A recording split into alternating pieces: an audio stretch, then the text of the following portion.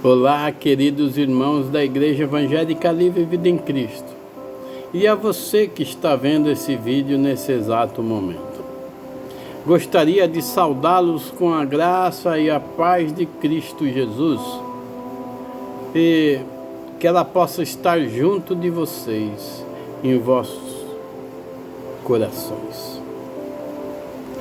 Vou convidá-los a abrir suas Bíblias lá na segunda epístola de Paulo a Timóteo, capítulo 3, versículos de 10 a 17.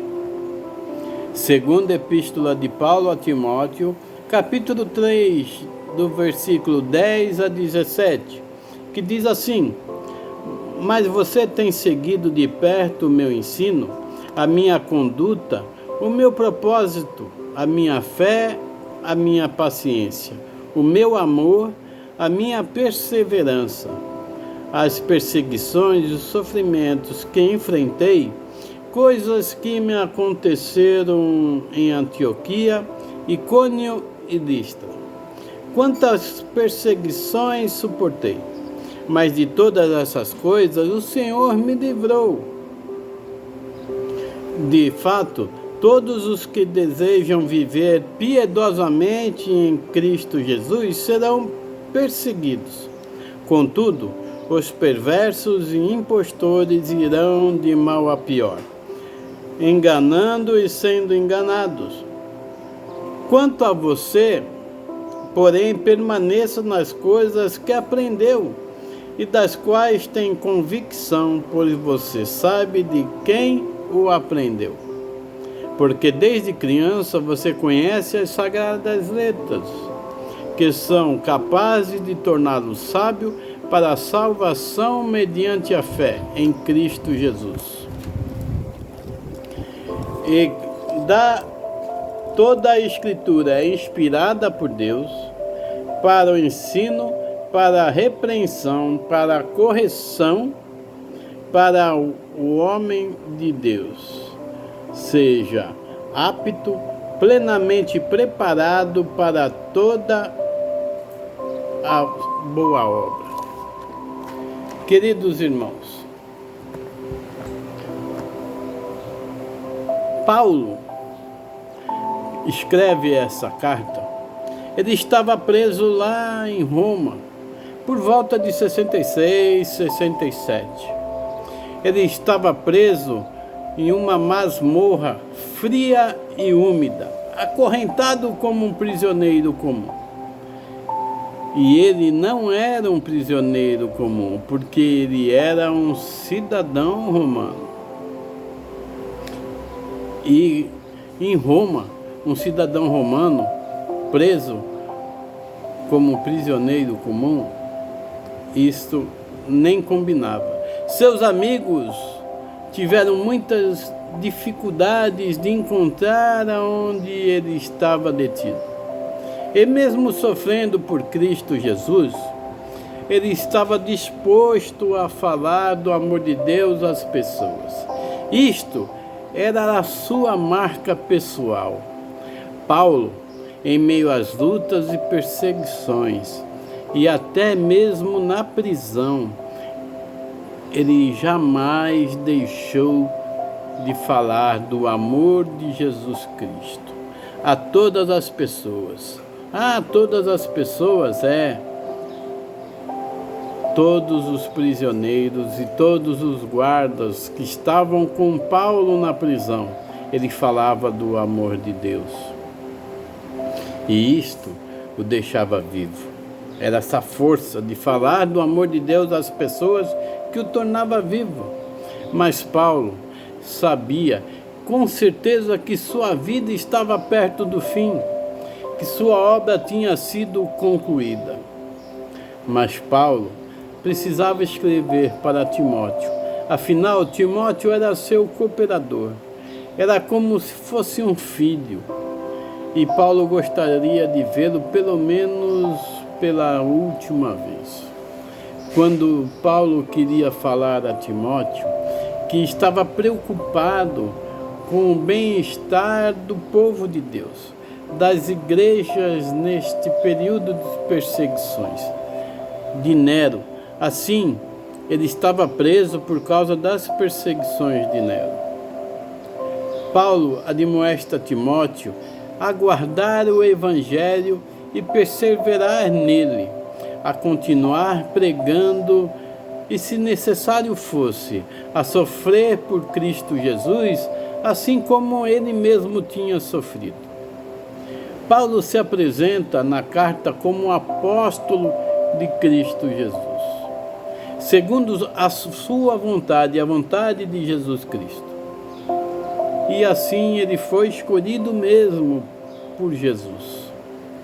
Paulo, apesar de estar prisioneiro, ele pede a Timóteo que retenha com fé e amor em Jesus Cristo o modelo da sã doutrina, o mesmo modelo que ele aprendeu com Paulo, e espalhe esse modelo da sã doutrina às outras pessoas, para que o ensino seja falado a outras pessoas, e esse ensino no caminho que se deva andar. Suportar com ele os seus sofrimentos, como um bom soldado de Jesus Cristo, como o próprio Senhor iria dar o conhecimento, iria capacitá-lo, como assim o fez com o próprio Paulo. No versículo 10, lá do capítulo 3 de 2 a Timóteo, Paulo usa ele próprio como exemplo para que Timóteo pudesse pensar como Paulo sofreu, como ele teve paciência, como ele teve amor, perseverança em meio às perseguições, e que ele fosse exemplo para Timóteo. Já no versículo 11, lá em Antioquia, Icônio e Listra, foram as 3 cidades da província romana Galácia que Paulo visitou em sua primeira viagem missionária. E como Timóteo provinha de Listra, provavelmente já deveria saber o quanto Paulo já tinha sofrido por causa do Evangelho. Ele tinha passado e os livramentos que Deus tinha dado a Paulo, inclusive de apedrejamento. No verso 12, em Cristo sofreremos. Nós que queremos levar uma vida piedosa, devemos estar preparados para sofrermos perseguições. Jesus fala que teremos aflições, mas estará conosco em meio delas. No meio das perseguições é que o Evangelho se espalhou. Foi no meio delas que o Evangelho se espalhou e chegou até nós nos dias de hoje. Já no versículo 13, Paulo nos fala dos enganadores. Na palavra grega traduzida por enganadores, também pode significar tanto feiticeiro quanto trapaceiros, que enganando e sendo enganados, o que torna os falsos mestres tão perigosos é que eles parecem ser cristãos. São os tais como Janes e Jambres. A tradição judaica identificava esses nomes com os 2 mágicos egípcios que se opuseram a Moisés perante ao faraó. Os falsos mestres enganam tanto a si mesmo quanto as outras pessoas. Engano e auto-engano são elementos intrínsecos ao pecado. No versículo 14, queridos, as coisas que aprendemos, que ela permaneça e continue firme. É mais uma exortação feita a Timóteo, que é permanecer na verdade de Deus, é essencial para uma vida piedosa. No versículo 15, Paulo enfatiza a herança piedosa de Timóteo. Sua mãe, Eunice, e sua avó, Lloyd, haviam ensinado fielmente as Sagradas Letras. A Timóteo e a mãe certamente também foi direcionada a Cristo Jesus, fortalecido pelo Espírito Santo de Deus, o que torna a força viva em nossas vidas. Já no versículo 16, Paulo enfatiza a preeminência de toda a Escritura, inspirada por Deus.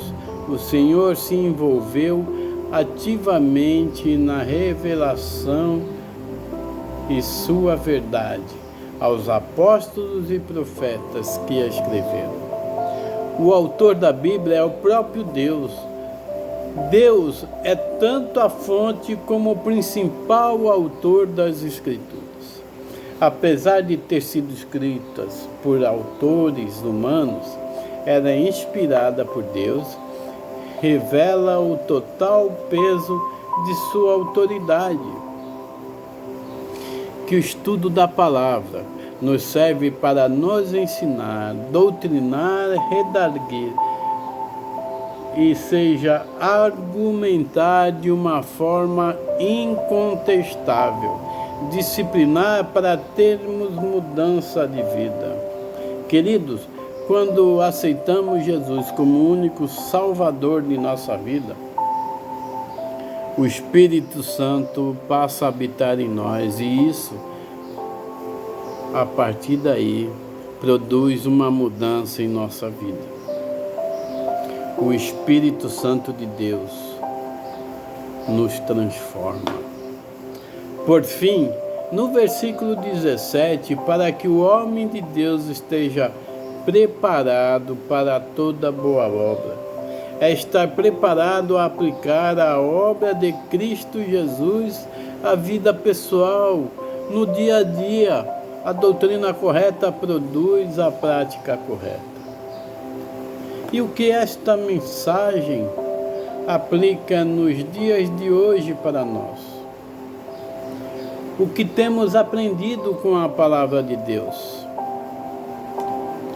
Que esta mensagem sirva para nós a enfrentarmos qualquer dificuldades, aflições e perseguições que tenhamos pela frente, que em Cristo Jesus conseguimos enfrentar tais situações, que Ele nos dê força para enfrentar tais situações. Se você estiver firme em Cristo Jesus, estiver firme na palavra de Deus, queridos, se você estiver firme na palavra de Deus, com certeza Ele deixará esse fardo muito mais leve. Que esses ensinamentos da palavra de Deus retenha nos nossos corações, não só no meu, mas também no seu coração que está vendo esse vídeo nesse exato momento. Que a palavra de Deus retenha em seu coração, assim como reteve em Timóteo. Que o Espírito Santo nos fortifique, que sabendo que podemos passar por qualquer aflição, mas que passemos em Cristo Jesus. Que possamos permanecer firmes e fiel nas Escrituras Sagradas, para termos nossos corações piedosos. Que a palavra de Deus, que foi inspirada por Deus para nos instruir e nos instruir e nos capacitar para que estejamos preparados para toda boa obra. Que devemos ser espelhos de Cristo Jesus no nosso dia a dia. Que você seja o espelho de Cristo, que as pessoas olhem para você e vejam a imagem de Cristo Jesus. Queridos irmãos, esta foi a mensagem de hoje. E com certeza está enraizada em seu coração. Que a graça do Senhor Jesus Cristo e o amor de Deus e a comunhão do Espírito Santo esteja com cada um de vocês. Deus os abençoe. Amém.